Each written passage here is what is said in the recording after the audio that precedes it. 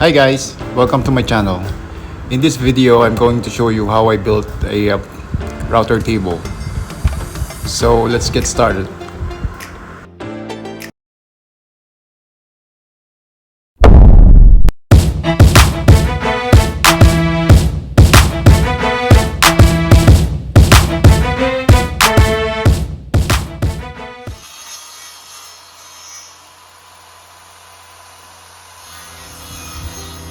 First thing to do is to cut necessary plywood pieces.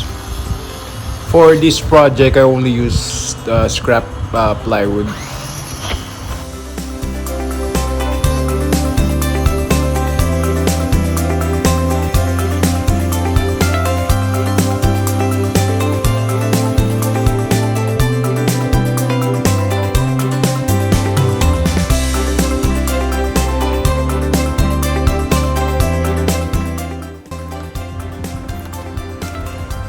I will now work on the base plate component of the router table.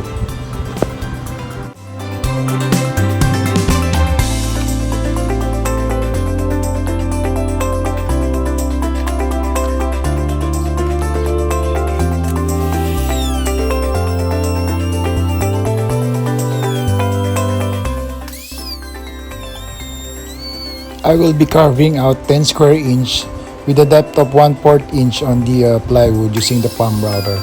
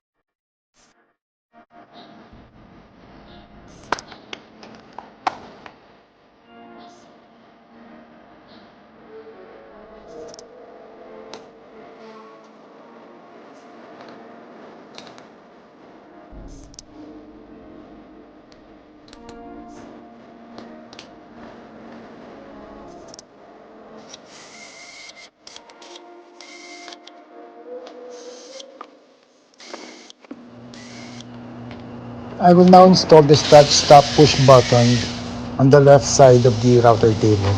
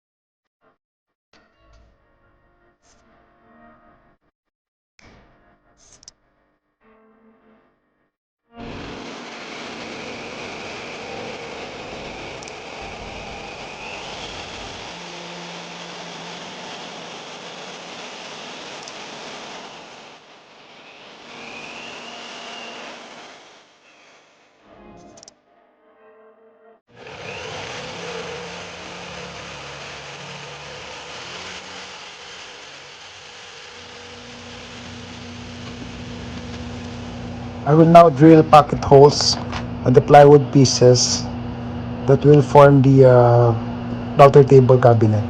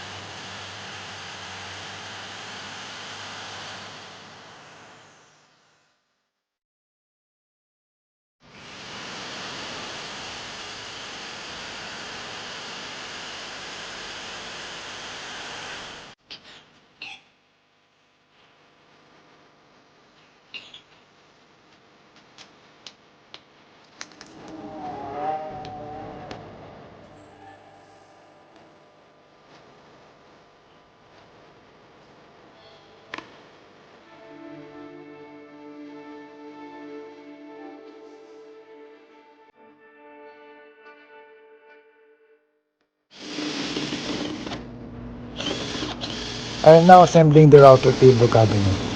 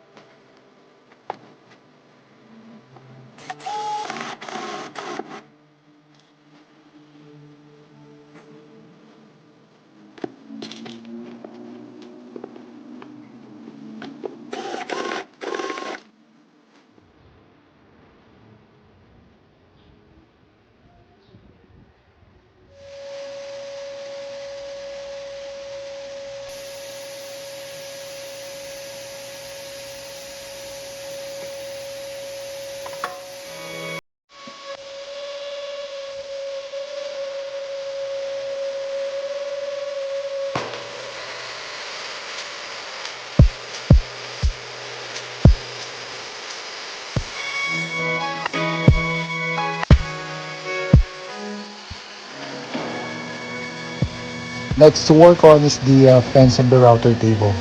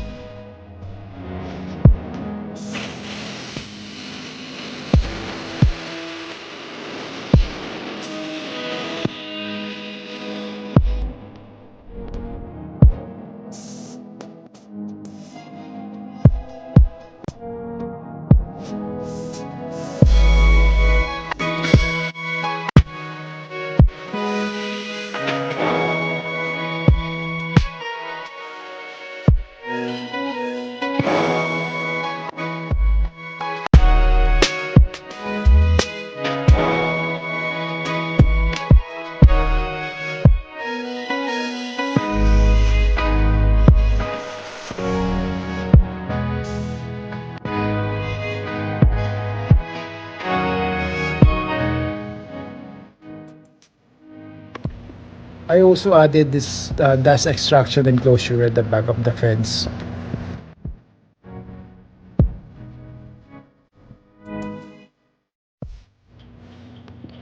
I also put these plywood pieces on both sides of the router table. This will serve as a handle in transferring or moving the router table.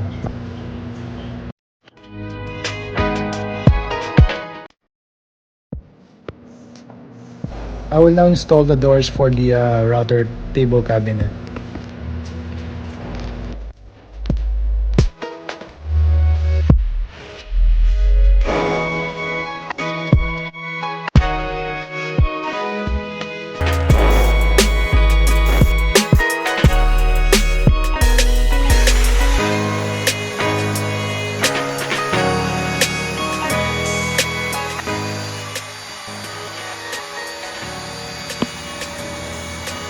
I will now install the teeth rack for the fence.